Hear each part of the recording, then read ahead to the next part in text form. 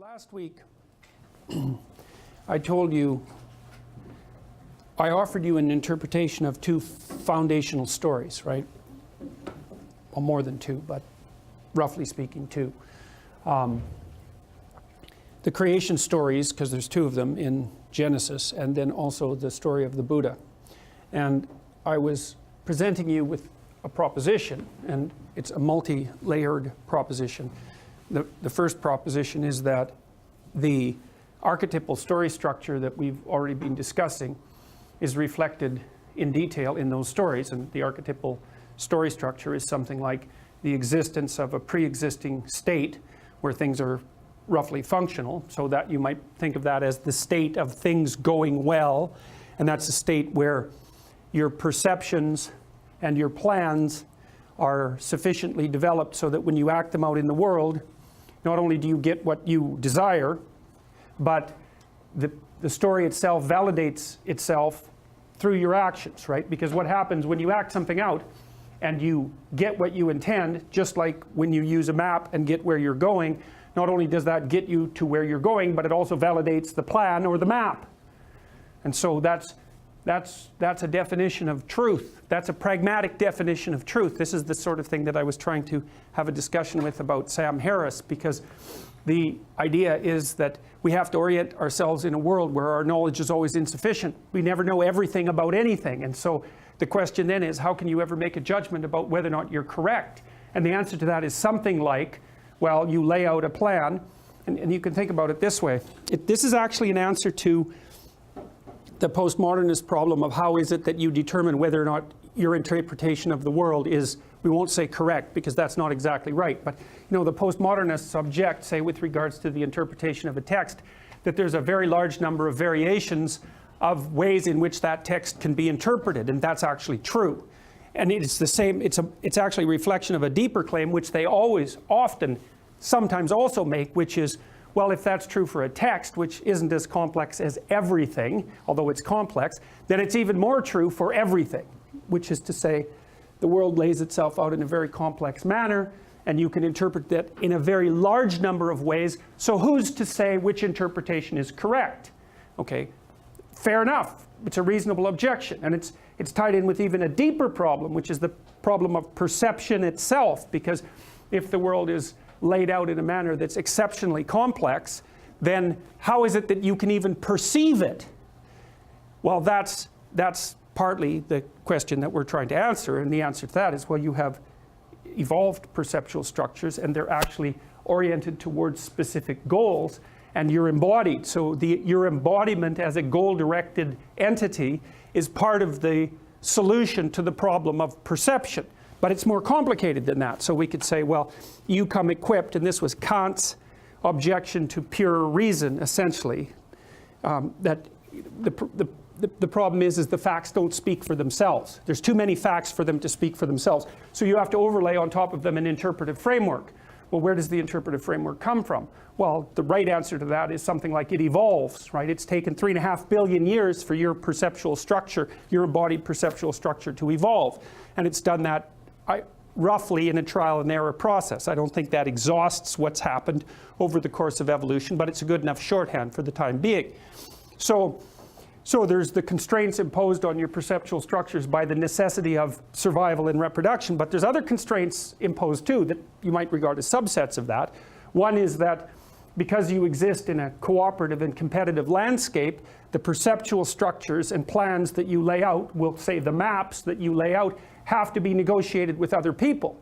And so that puts stringent constraints on the number of interpretations that you're allowed to apply. So you can think about this in a Piagetian sense. That is, if there are children in a playground and they're trying to organize themselves to play, they have to agree on a game.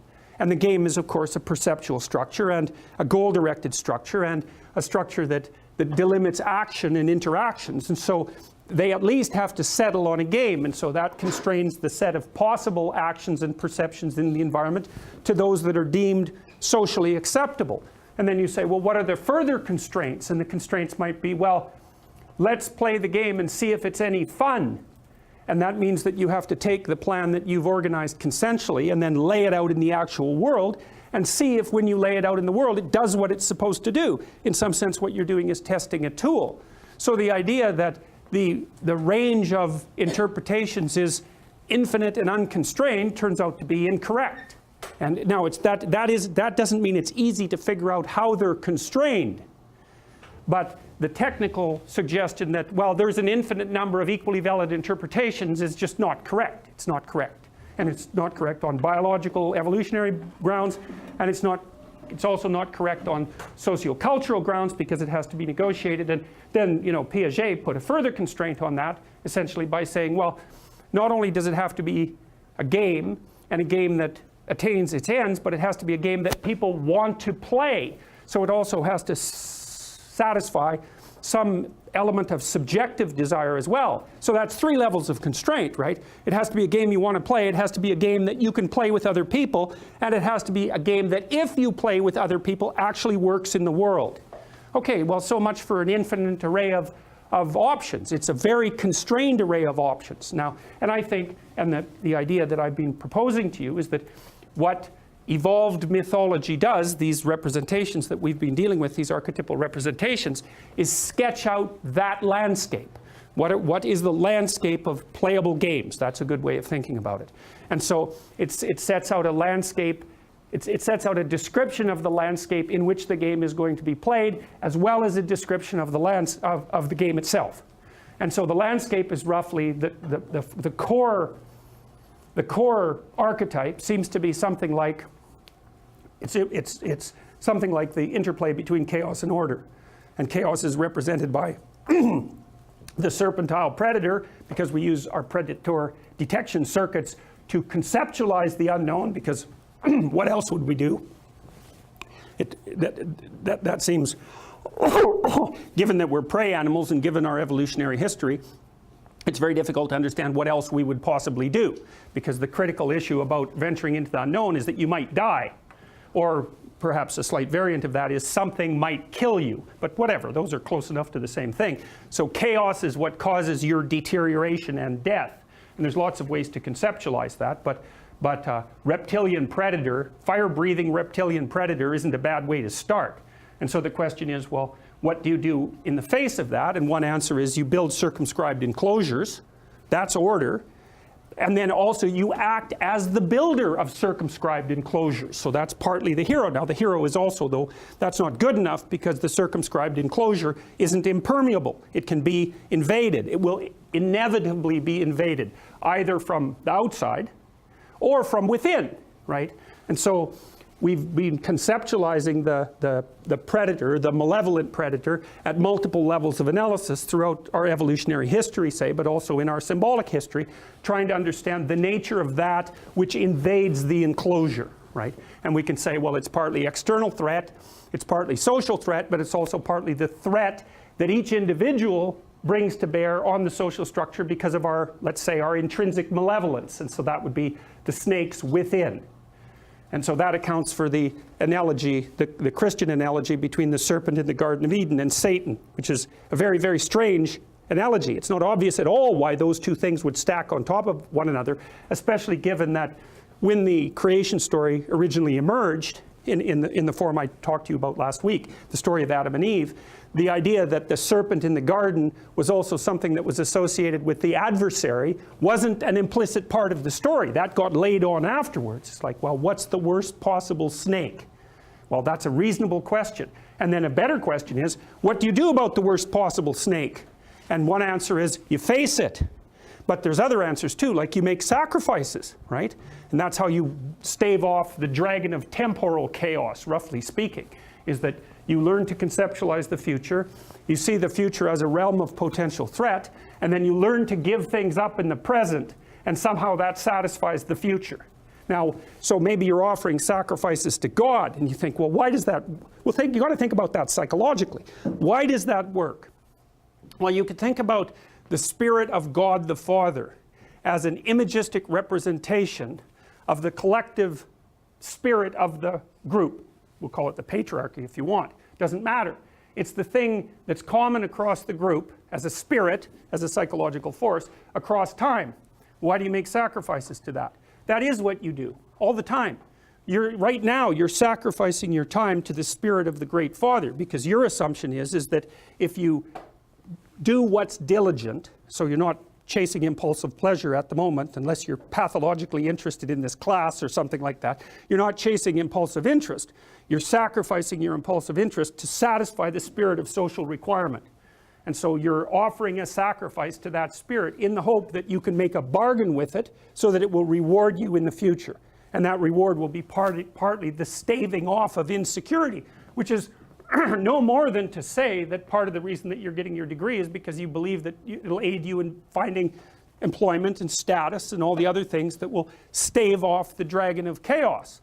So now those things were, as we've been at pains to point out, is those things were acted out and then represented in image and story long before they could be fully articulated, because we're building our knowledge of ourselves and also our social structures and also the world from the bottom up as well as from the top down. There's an interplay between the two levels of analysis.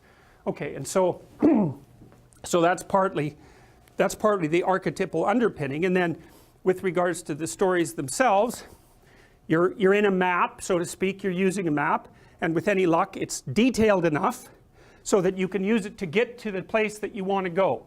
And sometimes you don't, and that means that you have to recalibrate your journey along the map, which, by the way, is exactly what GPS systems do when you go off the pathway, right?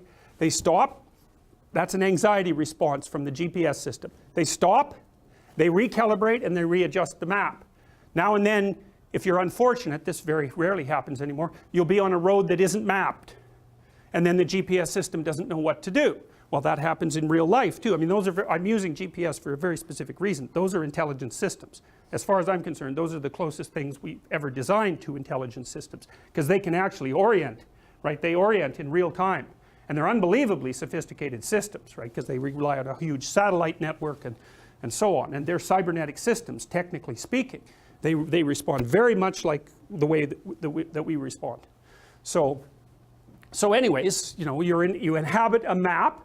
You try to adjust the resolution of the map so that it's no more complex than it needs to be to get you from point A to point B. That's it. You want minimal resolution, because that enables efficient cognitive processing. It doesn't overload you too much. Like when I'm looking at this room, if I look, say I want to walk down this pathway, basically what my mind does, my perceptual field, and you can detect this. If I look straight ahead, I can barely see you people on the periphery. You're kind of like blurs. You two, I can tell that you have heads, but that's about it. When you move, I can see your hand. I can probably see your eyes, but barely. So you're all very low resolution. And even though I can't detect it, at the very periphery of my vision, you guys are black and white. So my color vision disappears at the periphery, even though I can't actually perceive that. So what happens is, if I want to walk down here, this pathway becomes high resolution. It becomes marked with positive emotion. All of this turns into low resolution. Back here, it's not even represented. And then I find out, well, am I doing this properly? And the answer is, well, I walk forward, and if I get to the goal, then I've done it properly enough. And if, you know, one of you stand up and get in my way, then I'm going to focus on you and assume instantly that I haven't mapped you properly, right? I put you in the category of irrelevant entity, when in fact, you happen to be in the category of strange object, the thing that objects. And so, well, so then we inhabit those structures all the time. We're in a structure like that, a perceptual structure. And if it's working, then it's got the archetypal quality of paradise, so to speak, because its axioms are correct and it's functional. And then now and then something comes along, and that's what the snake is, the eternal snake in the garden, that pops up inside a structure, and it turns out that the things that you weren't attending to are the most important things rather than the least important things.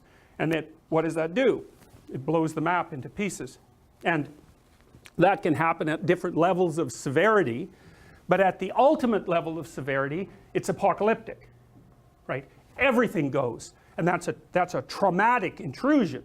And essentially, the story of the Garden of Eden is the story of a traumatic intrusion. That's exactly what it is. And so what happens is that Adam and Eve are living in unconscious bliss, roughly speaking. Everything's fine. They're in their walled garden. They're in a paradisal state. They're not aware of their own vulnerability or nakedness, so they're not suffering from negative emotion.